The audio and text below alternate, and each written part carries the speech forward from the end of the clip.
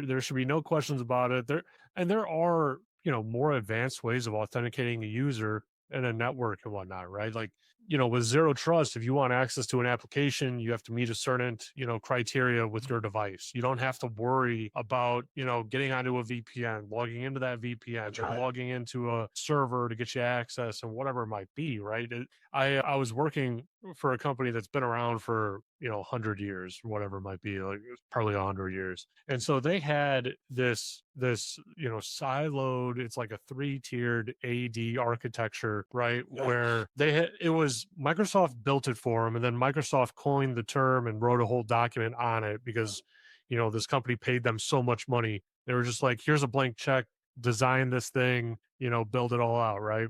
And it was like a early iteration of zero trust where you put your crown jewels into one environment, you shut off all access to that one environment, and God forbid you ever have to log into that environment, because by the time you log in, your sessions are going to start timing out and you can't do anything. You can't manage that infrastructure. And when I was diving into, this architecture with the engineer that was around when he set it up, he was actually retiring, right? So it was pretty important for me to get an understanding of that environment. I started diving into, okay, well, you say, nothing can touch it. How do you patch it? Right. And he said, oh, we have to log in and patch it manually from, this console or whatever. Like, okay, that's fine. Well, how do you get the patches there? Do you like download them on prem and then transfer them over through some secured, SCP process? Right. And he goes, oh, no, there's a connection out to the internet and it pulls it down through, the official repository and everything. I'm like, okay, well, that's a great idea, but you know how the federal government does it, right? Where they interact with a vendor, they verify those patches, in some secured environment. They shoot it up to a satellite, and that satellite is the only thing that's allowed to connect to that internal environment. And it's on every repo. It has a special key and everything else like that. Like, you're trying to replicate that without doing that. You start going down this rabbit hole of finding out, oh, this thing hasn't been patched in 4 years, or this this system isn't even used anymore, but it's active in this environment for this one authentication token that breaks everything else if it ever gets turned off. Yeah. I mean, I know people overuse the term zero trust, but zero trust is real and material. As far back as 2007, some of the earliest TCG, Trusted Computing Group architecture around TPMs and secure elements, to the famous Black Core document issued by the government, which is the next generation security architecture, which was the beginning. They didn't call it that yet, but it was the very, very beginnings of zero trust. This is not a trend. This is, security experts have realized that to ensure trust, it has to start at the device, and then it has to go up, and you have to cryptographically bind the entire life cycle to the destination. You just have to do that. Like with your satellite example, there's a huge push. So the DoD has made it an absolute imperative that all government corporate networks are zero trust by February 2007. That's a hard edit. All military networks by 2035. It's not, I think I was listening to the CISO, the DoD, give a talk at RSA, and I think there's 145 different networks that they have to kind of manage and understand. It's crazy. But zero trust principles are grounded in real deep engineering. And fundamentally, it has to start with, like I said, the root of trust. You at a company have to be able to build a root of trust and then extend from that. And, Microsoft has made a lot of great progress there too. They use device credentials when they deploy. When you move to Entra and you move off hybrid or AD, a whole ton of pass the hash, pass the token, a lot of threats on the device disappear. There's a lot of other issues with the paradigm, but fundamentally, it's real. It's based in real engineering principles, and you just have to get on board and understand that that's where the industry's going. Well, Yeah. a huge part of the industry's already gotten there, and the government's going to be there. And just as a side note, Joe, what is interesting too is everybody looks at, so Beyond Identity went through, we got FedRAMP Moderate and partners, and we have a really strong interest in the DIB and the Fed Civ area.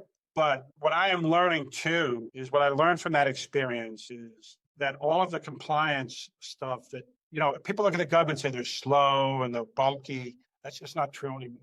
In a lot of ways, they're thinking faster and more strategically than the private industry. And they're driving a lot of stuff. And you're going to see some pretty significant changes around automated compliance and zero trust architectures, where the federal government's leading that. I mean, you see things like their SWIFT program and their FedRAMP 20X. There's some pretty innovative stuff going on there. And they're really in a lot of ways they're going to start driving the private sector, in my mind. Yeah, no, I mean it's that's just that's that.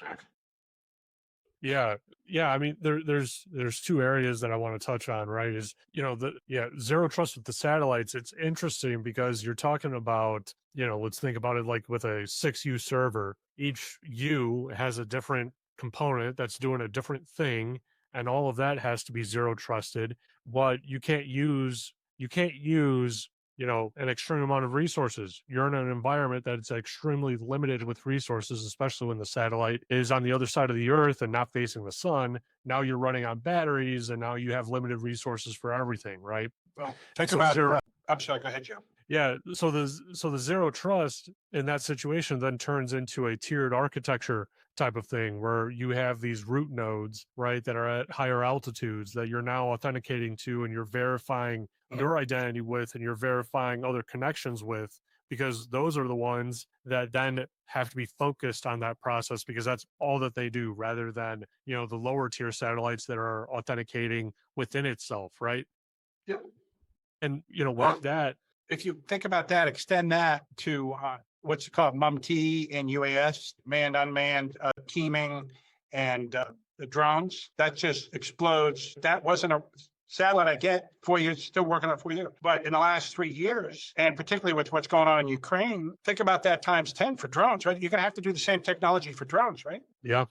Yeah, and like with what you said with the military and the government really pushing the forefront of this area. I mean that's very true, and I feel like people are just now starting to kind of like wake up to it, right? Because I feel like when I was in college, it was really viewed as like lagging behind this huge infrastructure that doesn't really adapt that easily or that quickly or anything. And then Stuxnet happens, right? And then I read the book on Stuxnet, Zero Day, right? Kind of changed my entire mentality because they were doing IOC hacks long before anyone even thought of IOC as a thing, like as a thing, even being a part of someone's infrastructure. It was a controller that you just had to run in the environment. No one was thinking of it of, if I manipulate this controller here, I can make this power generator over in Idaho National Laboratories operate at such a RPM that it's not even built for, and it's going to explode all on its own without me having to do anything. I don't drop a bomb on it. I don't send someone with a bomb. It is the bomb itself already, and we're going to blow it up with code, right? That's And right. then you look at how they built out Stuxnet and everything. I mean, that is a work of art in terms of technological engineering of what they did, right? Like having the different modules, how it sat there and waited for an undetermined amount of time, just waiting for the right system to log into it, and how it was even querying that system to get the device properties and whatnot. It wasn't doing normal queries. They had to create this whole query language around it just to figure it out in a very stealth manner, right? Yeah, no, it's absolutely crazy when you start realizing. So I think the takeaway for me there is, again, I think the government in a lot of ways is driving a lot of this technology. And I think the enterprises that need to deploy a solution just because that's not their business, they need to secure their business, really need to look for vendors that understand soup to nuts, the role of device attestation and secure, like zero trust architecture plays into that, because it's really pretty intense what you can do now, and everything has to start now. It has to